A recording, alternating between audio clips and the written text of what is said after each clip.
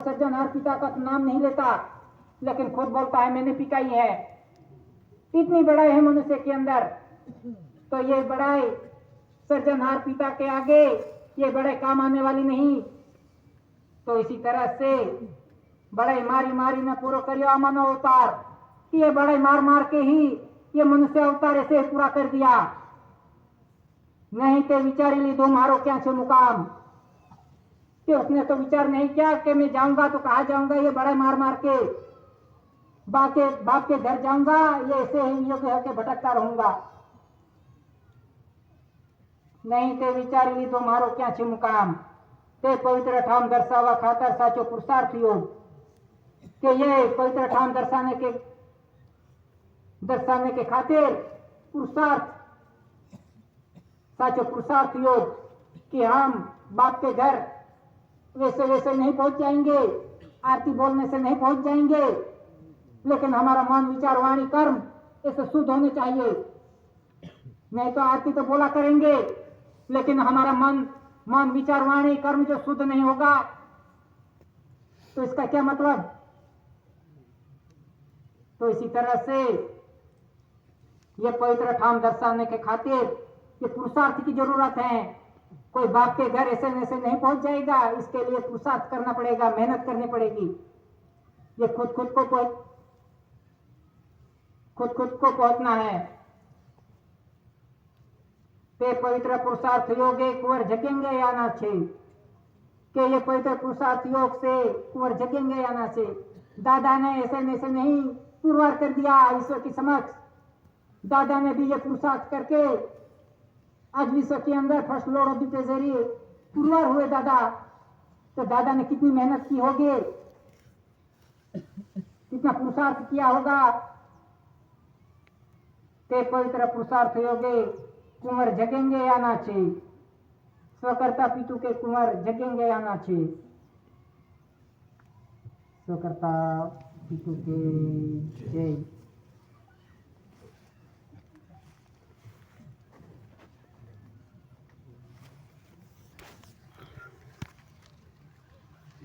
अमल है जब ये अमली नहीं, अमली प्रमाण प्रत्यक्ष हो, कि अमल है जब ये अमली नहीं, अमली प्रमाण प्रत्यक्ष हो, कि जब से सृष्टि का सर्जन हुआ तब से ये कुदरती रचना है, वो अमल अमली ही रचना है।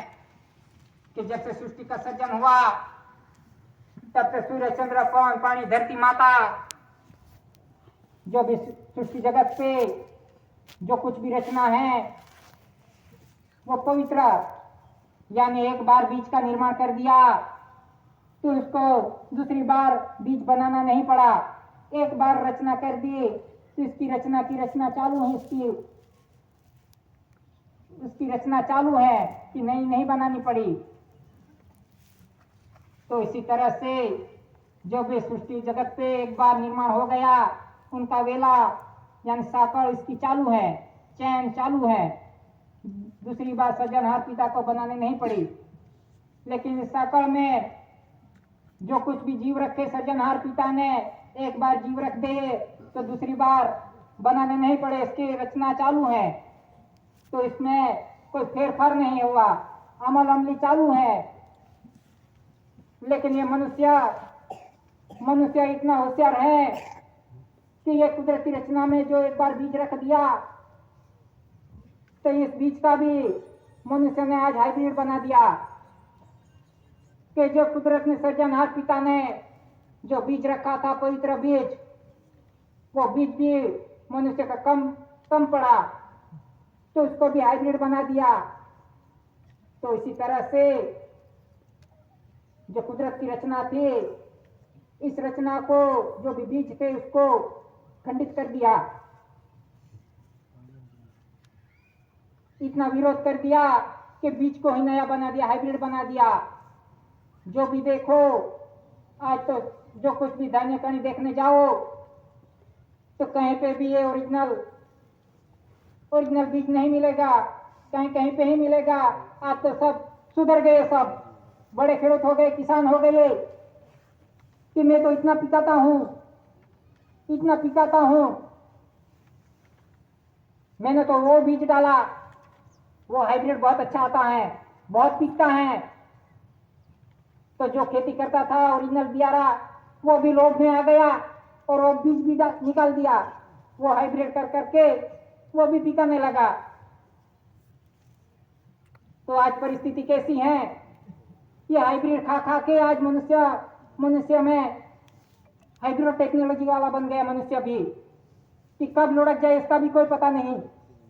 इतनी बीमारी आ गई कि इतनी हाइब्रिड खा खा के इतनी बीमारी आ गई, तो अभी आयुष्य का कोई भी गारंटी नहीं। तो ये कुदरत का विरोध करके के ये सब कुछ किया है, ये कुदरत का विरोध ये मनुष्य नहीं किया है। तो इसी तरह से ये धरती माता पहले एकदम शुद्ध थी, ये धरती माता पे कोई खाद की जरूरत नहीं थी, लेकिन इस धरती माता को भी रासायनिक खाद डाल के आज बंजर बना दिया।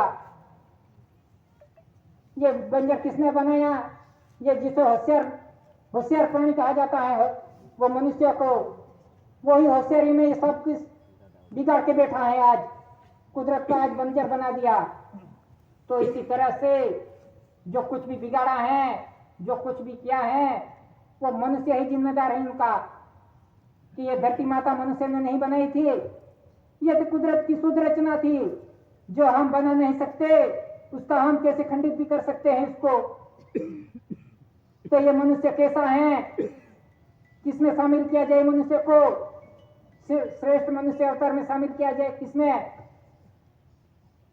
तो इसी तरह से पूरा विश्व सृष्टि जगत को आज इतना मलिन कर दिया है, ना हवा शुद्ध रहे हैं, ना पानी शुद्ध रहे हैं, ना धरती माता, सब कुदरती रचना को आज बिगाड़ दिया है।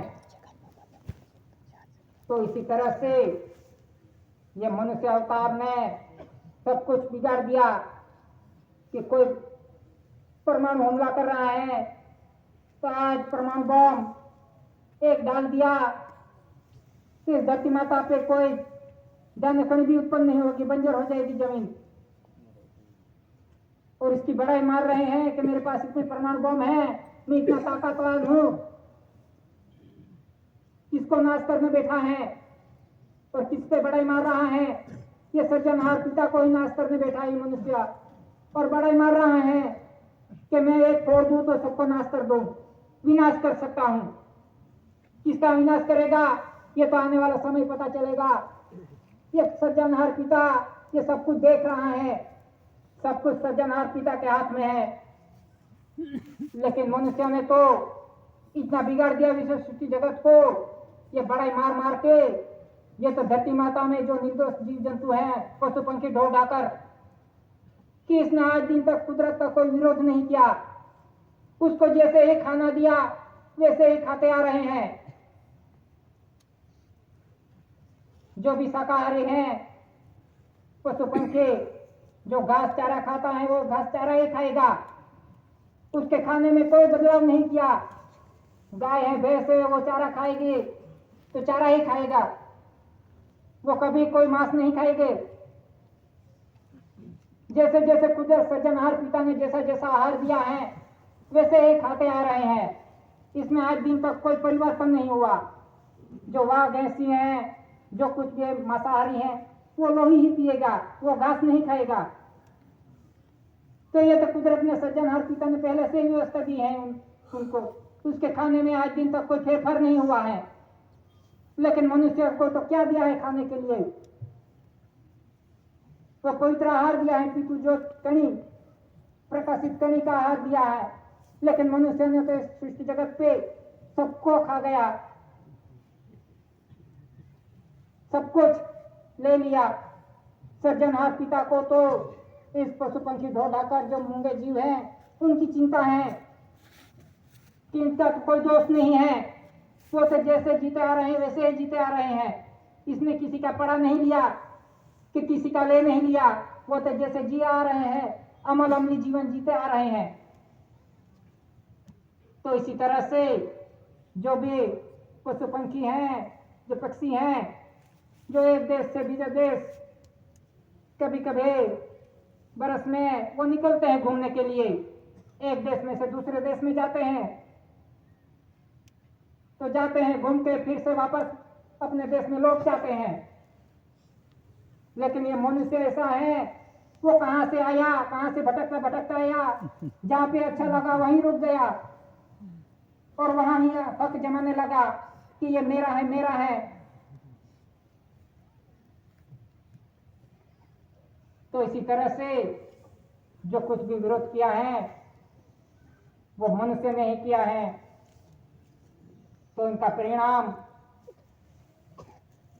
परिणाम कैसा आएगा वो तो कुदरत के हाथ में है। कुदरत ने तो एक एक का हिसाब रखा है, कुदरत के पास है, हम कहाँ छुपाएंगे। कुदरत तो सब कुछ देखता है। आज कुदरत तो कितना परेशान होगा कि ये हंस बन के भेजे थे मनुष्य को, और ये धरती माता पे जाके क्या ढोंग कर रहे हैं, मेरे को नाश करने बैठा है। तो इसी तरह से हमें अमल अमली जीवन जीना, अमल अमली होके जिएंगे, रहेंगे, उसके अधीन चलेंगे, तो हमें सृजनहार पिता अवश्य बचाएगा। तो इसी तरह से हमें ये कुदरती व्यवहार देख के, नॉन जुडिशियल व्यवहार देख के, जो कुछ भी डॉक्यूमेंट्स है कुदरती नॉन जुडिशियल डॉक्यूमेंट्स, इनका अभ्यास करके हम चलेंगे, कुदरत की प्रार्थना करेंगे, तो कुदरत अवश्य हमको बचाएगा। क्योंकि अभी कृत्रिम आपत्ति और जुडिशियली आपत्ति और नॉन जुडिशियली वीटो पावर, ये दोनों अभी शुरुआत हो चुकी है कि कहीं वावाझोड़ा आ रहा है, कहीं बारिश गिर रही है, ऐसी परिस्थिति चालू हो रही है, अभी चालू हो गई है। तो हम कैसे बचेंगे, कौन बचाएगा हमें, कौन सी सरकार बचाएगी। तो हमें इसी तरह से ये जो कुछ भी डॉक्यूमेंट्स है अमल अमली, जो कुदरती व्यवहार के सिवा, हमें कुदरत के सिवा कोई बचाने वाला नहीं। तो इसी तरह से हमें अमल अमली जीवन जीना है, कुदरत की प्रार्थना करनी है, आरती करनी है, तभी हम बच पाएंगे। नहीं तो कोई राजनीति भी नहीं बचाने वाली और कोई धर्मदेव भी नहीं बचाने वाला। तो इसी तरह से हमें अमल अमली जीवन जी के हमें जिएंगे, तब कुदरत सृजनहार पिता हमें अवश्य बचाएगा। बस इतना कह के बैठने की इजाजत देता हूँ। स्वकर्ता पितु के जय।